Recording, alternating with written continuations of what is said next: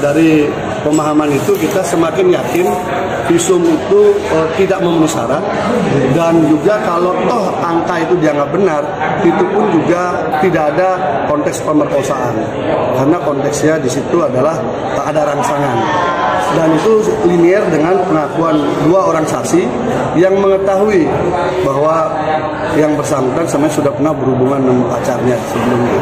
Kan ini kan berkorelasi jadinya kalau kita gabung-gabungkan itu. Nah, kemudian ada juga penjelasan terkait dengan visum terkait perkembangan zaman menggunakan fotografi forensik, yaitu foto yang mana tadi kita tanyakan, karena kan di visum yang kedua ketiga yang 2019 kan ada foto tapi tidak ada identitas apapun, maka dikatakan itu wajib ada identitas, foto itu milik siapa dengan nomor khusus, kode khusus harus dijelaskan, dan filenya harus disimpan. Filenya harus disimpan dalam bentuk memori dan sebagainya, dan itu menjadi satu kesatuan notulen catatan dokter. Nah, sementara praktik yang terjadi adalah itu dihapus, kemudian HP-nya dihilangkan. Ini artinya kita untuk meyakinkan foto itu milik siapa itu sudah tidak bisa lagi. Dan saya tanyakan, apabila kondisi itu terjadi, maka apa? Maka jawaban ahli tidak bisa dipakai, tidak sah. Ini kan ada beberapa visum, lebih dari satu visum. Ada 3 visum. Nah, yang jadi keberatan pihak Mas Beki, visum yang mana? Atau ini saling menguatkan sebenarnya visumnya? Tabrakan. Secara formil, pelapor ini 2019, ada visum 2018. Sementara syarat untuk melakukan visum itu adalah orangnya lapor dulu korban, baru berproses. Bagaimana 1 tahun sebelumnya sudah ada visumnya, itu satu.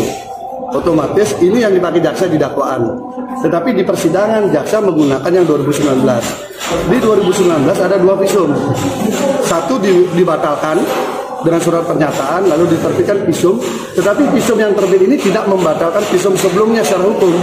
Sementara detailnya perlu justisia, dan ada kesalahan tanggal, kesalahan rujukan surat. Jadi 3 visumnya memang nggak memenuhi syarat. Lalu untuk meyakinkan lagi, JPU mengambil rekam medik, disita rekam mediknya.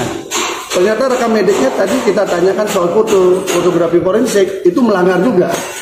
Jadi akhirnya memang secara totality visum memang tidak bisa menjadi alat bukti surat untuk dikasus Mas Beki. Kesimpulannya adalah kalau tidak ada unsur paksaan, artinya ini bukan sama sekali bagaimana kalau dari sisi Mas? Enggak, itu berarti si korban yang divisum itu robeknya itu karena dia terkena rangsangan.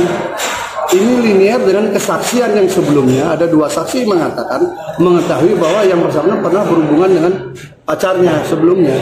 Tidak ada hubungan dengan Mas Beki. Istilahnya Mas Beki ini disuruh nanggung jawabi perbuatan orang lain. Itu posisinya. Kan ada saksi sebelumnya nih yang dihadirkan. Bahkan saksi itu menghadirkan chatting yang diajak si korban dengan dia tahun 2014. Disaksikan di sidang, dihadirkan, dilihat itu dialognya. Itu. Artinya Mas Beki nggak mengakui kalau ada persetujuan? Lah, memang peristiwanya nggak ada. Kalau urusan peristiwa kan ada 2 peristiwa. Dua peristiwa ini pun juga lokus delikti dan demos deliknya sudah nggak ketemu. Makanya sangat jelas, terang. Memang nggak ada peristiwanya. Tapi peristiwa itu dipaksakan dengan alat bukti kesana kemari digabungkan, akhirnya di sini bubar. Tidak berkorelasi. Contoh, yang peristiwa pertama, ada 3 waktu, orang bersama-sama naik mobil yang sama, berangkat. Saksinya dihadirkan di sini saksi fakta. Ketemu 3 waktu, habis maghrib, jam 10 malam dan jam 8 pagi, sama-sama satu mobil. Aneh kan? Nah, kita tanya supirnya bilang pagi. Clear. Berarti tidak ada peristiwa malam. Pelapor dengan gengnya mengatakan malam. Malamnya ada 2. Mungkin kurang koordinasi. Yang satu ngotot maghrib, yang satu ngotot jam 10 malam. Kan kurang koordinasi berarti kan dengan skenario ini. Yang kedua, peristiwa kedua jam 2.30 pagi. Si korban mengaku menunjukkan WA kepada saksi A.